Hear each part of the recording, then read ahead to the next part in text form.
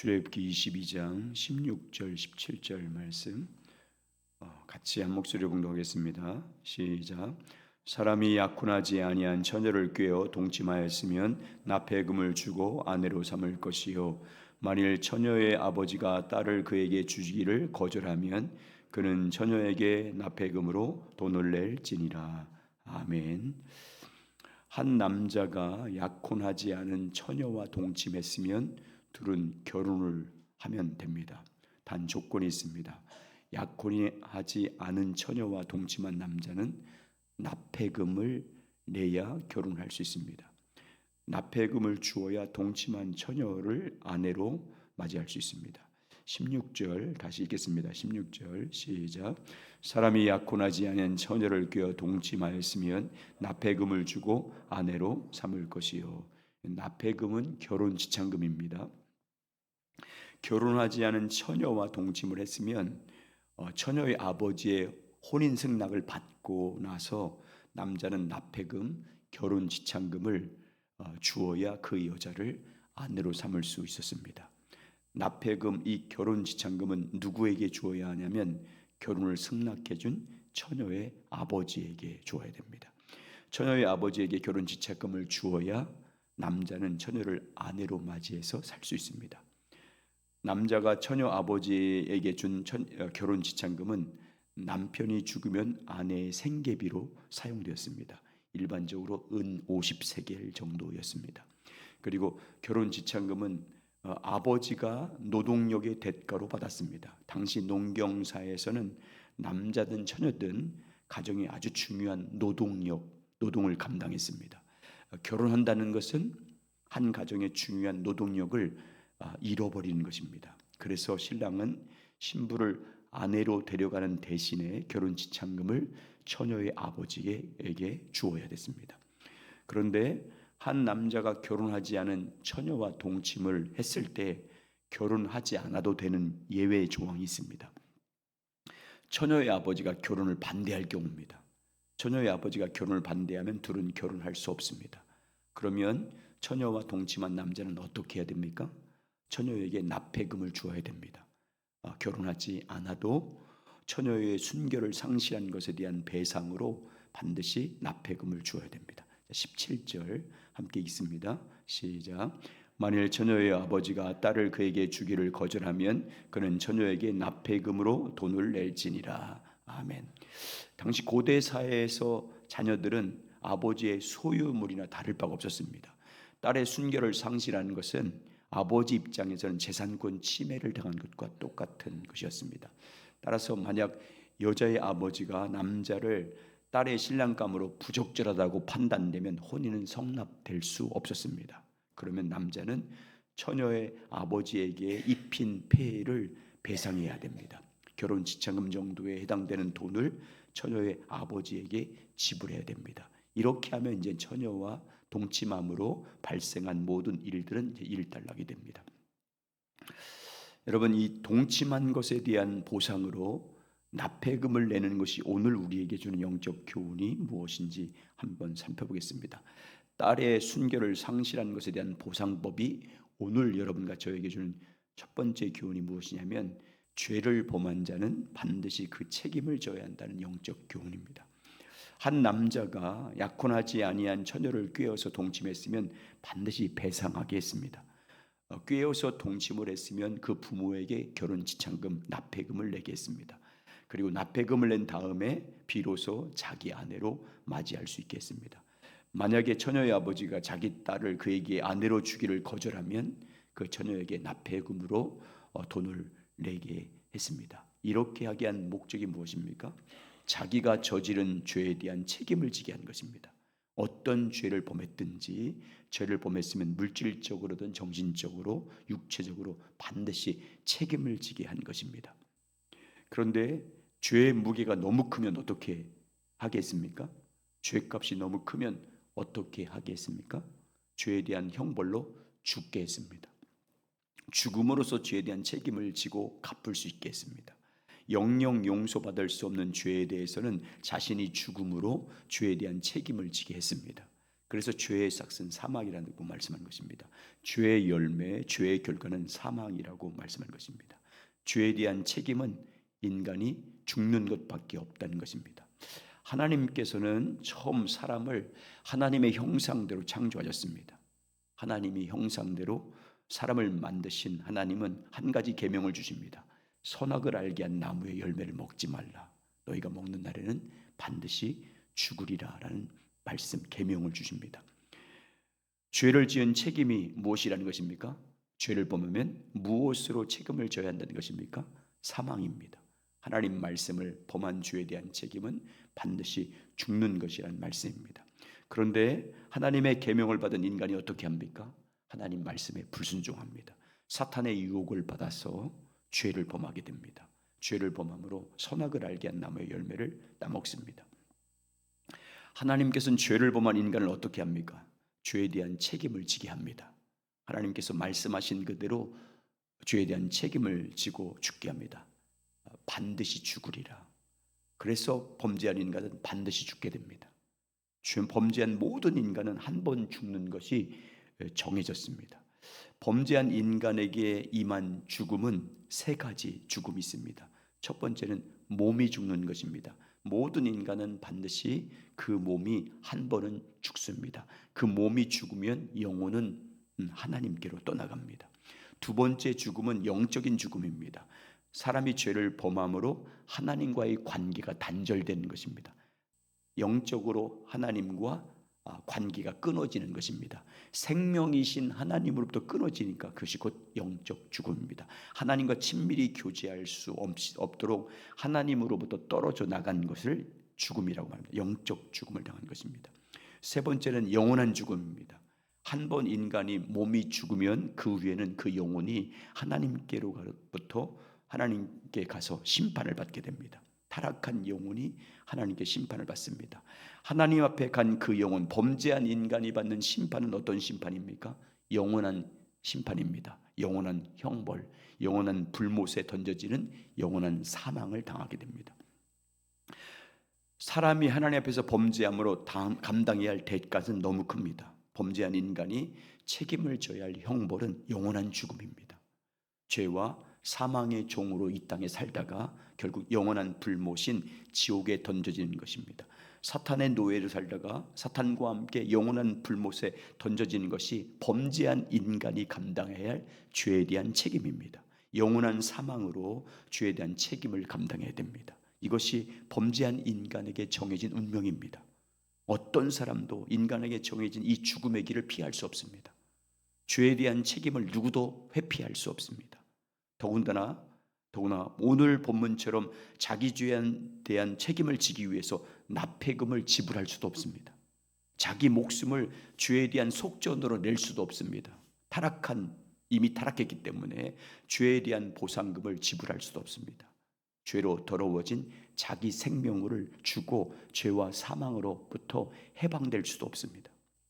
그런데 하나님께서 그런 인간을 어떻게 하셨습니까? 죄에 대한 책임을 지고 영원한 불못에 던져질 운명인 인간을 위해서 하나님이 어떻게 하셨습니까? 죄에 대한 형벌로 영원한 사망의 길을 가고 있는 인간을 위해서 하나님께서 어떻게 하셨습니까? 대속물을 보내주셨습니다. 인간의 죄값을 대신 지불해 줄 대속물을 보내주셨습니다. 자기 목숨을 인간의 죄값으로 지불해 줄 대속물, 우리의 속전, 우리 죄값으로 자기 생명을 줄 대속물을 보내주셨습니다. 여러분, 하나님이 보내주신 대속물이 누구십니까? 하나님의 아들 예수 그리스도십니다. 하나님의 아들 예수님을 인간을 구원해 줄 그리스도로 이 땅에 보내주셨습니다. 자기 목숨을 인간의 대속물로 주실 그리스도로 하나님의 아들 예수님을 이 땅에 보내주셨습니다. 대속물로 오신 예수님은 어떻게 하셨습니까? 범죄한 우리가 져야 할 죄의 짐을 홀로 십자가에서 감당하셨습니다.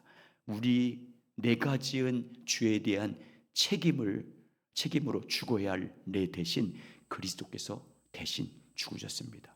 예수 그리스도께서는 자기 목숨을 대속물로 주고 우리를 샀습니다.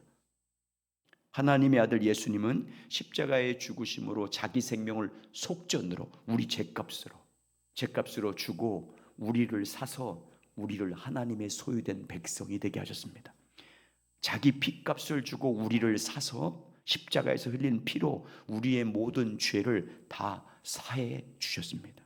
자기 목숨을 주고 우리를 사서 우리가 감당해야 할 죄와 사망과 사탄과 율법의 저주로부터 우리를 해방시켜 주셨습니다. 십자가의 죽으심으로 그 피로 우리의 죄를 다 사해 주심으로 하나님과 화목하게 하셨습니다.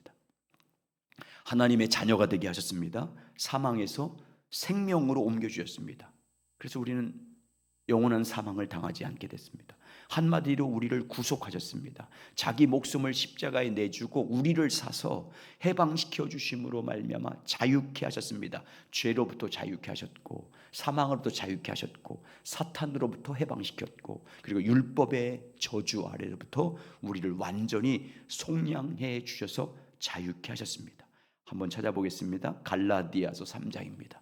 신약성경 갈라디아서 3장 13절부터 14절까지 읽겠습니다. 갈라디아서 3장 13절부터 14절 함께 읽겠습니다. 자, 시작. 그리스도께서 우리를 위하여 저주를 받은 바 되사 율법의 저주에서 우리를 속량하셨으니 기록된 바 나무에 달린 자마다 저주 아래 있는 자라 하였습니다. 이는 그리스도 예수 안에서 아브라함의 복이 이방인에게 미치게 하고 또 우리로 하여금 믿음으로 말미암아 성령의 약속을 받게 하려 함이라. 아멘. 그리스도께서 우리를 위해서 십자가에서 저주를 받으사 우리를 율법의 저주에서 우리가 범한 죄를 범한 그 저주로부터 우리를 완전히 속량했다. 사서 자유케 하셨다. 해방시켜 주셨다라고 말씀합니다. 여러분, 우리 자신이 지은 죄에 대한 책임을 예수께서 다 감당하시고 우리에게는 자유를 주셨습니다. 예수님께서 자기 목숨을 대속물로 주고 우리를 완전히 속량하셨기 때문에 이제는 더 이상 우리가 져야 할 죄에 대한 책임은 없습니다. 내가 지은 죄값을 지불할 책임이 더 이상 없습니다. 예수님이 이미 십자가에서 다 지불하셨기 때문입니다. 여러분, 하나님께서 그리스도를 통해서 우리의 모든 죄값을 속량해 주신 이유가 무엇 때문입니까?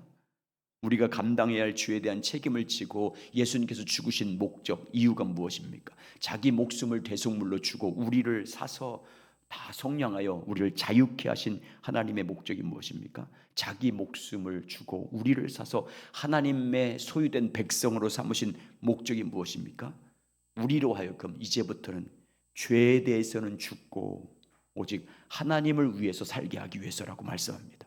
더 이상 우리 몸으로 죄의 불의의 병기로 내주지 말고 의의 병기가 돼서 우리 몸을 하나님께 드리며 살게 하기 위해서라고 말씀합니다. 자, 로마서 말씀 찾아보겠습니다.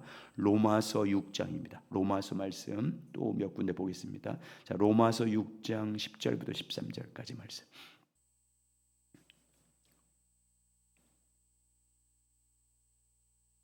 로마서 6장 10절에서 13절입니다. 시작. 그가 죽으심은 죄에 대하여 단번에 죽으심이요 그가 살아계심은 하나님께 대하여 살아계심이니 이와 같이 너희도 너희 자신을 위하여 죄에 대해서는 죽은 자요 그리스도 예수 안에서 하나님께 대하여는 살아있는 자로 여길지어다.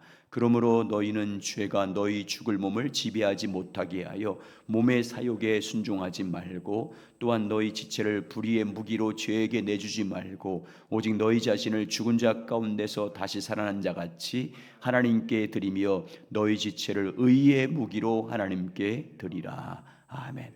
예수께서 십자가에서 죽으시고 우리를 사서 하나님의 소유된 백성으로 삼아 주셨고 예수님이 죄에 대해 죽고 하나님에서 살아가는 것처럼 이제는 너희도 우리 몸으로 하나님께 드리며 의의 병기로 드리며 하나님을 위해서 살게 하기 위해서 죽으신 것이라 대속해 주셔서 우리를 자유케 하신 것이라고 말씀합니다. 그리고 예수 그리스도 안에서 하나님 아버지와 친밀히 교제하며 살게 하기 위해서입니다. 주 안에서 하나님과 교제함으로 성령의 인도하심을 따라 오직 믿음으로 살게 하기 위해서입니다. 성령의 가르침을 따라서 하나님의 기뻐한 뜻이 무엇인지 알고 그 기뻐하시는 뜻에 우리 삶을 드리며 살게 하기 위해서라고 말씀합니다. 우리 몸을 하나님이 기뻐하시는 거룩한 산 제물로 드리며 살게 하기 위해서라고 말씀합니다. 자, 로마서 12장 1절부터 2절입니다. 로마서 12장 1절부터 2절까지 말씀입니다.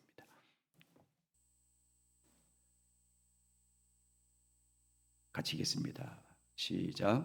그러므로 형제들아 내가 하나님의 모든 자비하심으로 너희를 권하노니 너희 몸을 하나님이 기뻐하시는 거룩한 산 제물로 드리라. 이는 너희가 드릴 영적 예배니라. 너희는 이 세대를 본받지 말고 오직 마음을 새롭게 함으로 변화를 받아 하나님의 선하시고 기뻐하시고 온전한 뜻이 무엇인지 분별하도록 하라. 아멘. 사도 바울은 이 로마서 말씀을 통해서 1장부터 11장까지는 예수 그리스도께서 자기 목숨을 대속물로 죽고 십자가에 죽으시고 부활하심으로 말미암아 우리에게 받은 구원에 대해서 설명합니다. 예수 그리스도로 말미암아 너희를 십자가의 피로 모든 죄를 사했고 죄와 사망과 율법의 저주에서 해방시켜 주셨고 하나님의 자녀가 되었음을 말씀해 주고 있습니다. 그러므로 그래서 이렇게 구원받았으므로 예수 그리스도께서 자기 목숨을 대속물로 주고 우리를 샀으므로 하나님의 소유된 백성이 되었으므로 어떻게 살라고 말씀합니다. 이제부터 너희는 너희 몸을 하나님이 기뻐하는 산 제물로 드리라고 말씀합니다. 이 시대 본받지 말고 죄에게 내주지 말고 오직 마음을 새롭게 변화를 받아서 하나님의 뜻이 뭔지, 하나님의 기뻐한 뜻이 무엇인지, 하나님의 선한 뜻이 무엇인지, 하나님의 온도하는 뜻이 무엇인지를 깨달아서 분별해서 성령을 통해서 그것이 무엇인지를 잘 가르침 받아서 너희 몸을 하나님이 기뻐하시는 그 뜻에 온전히 드리며 살게 하기 위해서 너를 구원한 것이다 라고 말씀합니다. 그러므로 하나님의 기뻐한 뜻이 무엇인지 분별해서 너희 몸을 그 뜻에 순종함으로 진정한 영적 예배자로 이 땅을 살게 하기 위해서라고 말씀합니다. 그러므로 우리는 날마다 하나님 아버지와 친밀히 교제해야 됩니다. 왜 교제해야 됩니까? 하나님 아버지의 뜻이 무엇인지 알기 위해서입니다. 하나님의 기뻐하시고 온전하신 뜻이 무엇인지 분별해서 그 뜻하신 일에 내 몸을 드림으로 영적 예배자로 살게 하기 위한 것입니다. 그러므로 여러분 날마다 주님과 친밀히 교제하시길 주의 이름으로 축복합니다. 하나님의 얼굴을 구하면서, 다시 말하면 주님의 뜻이 무엇인지 알기를 갈망하면서 오늘 이 시대 가운데 내가 마땅히 가야 할 주님의 뜻이 무엇인지, 주님의 길이 무엇인지를 성령을 통해서 가르침 받기 위해서 날마다 교제해야 됩니다. 그래서 하나님의 기뻐하신 뜻을 성령을 통해서 가르침 받아서 알게 되므로 주님의 기뻐하신 일에 여러분의 몸을 들이시길 주의 이름으로 축복합니다. 우리를 속량하신 하나님 아버지의 뜻, 우리를 자기 생명을 주고 사서 하나님의 자녀로 삼아주신 주 예수 그리스도의 뜻이 무엇인지 알고 그 뜻하신 일에 믿음으로 동참하여 헌신하며 나가는 우리의 모든 삶이 되시길 예수 이름으로 축복합니다.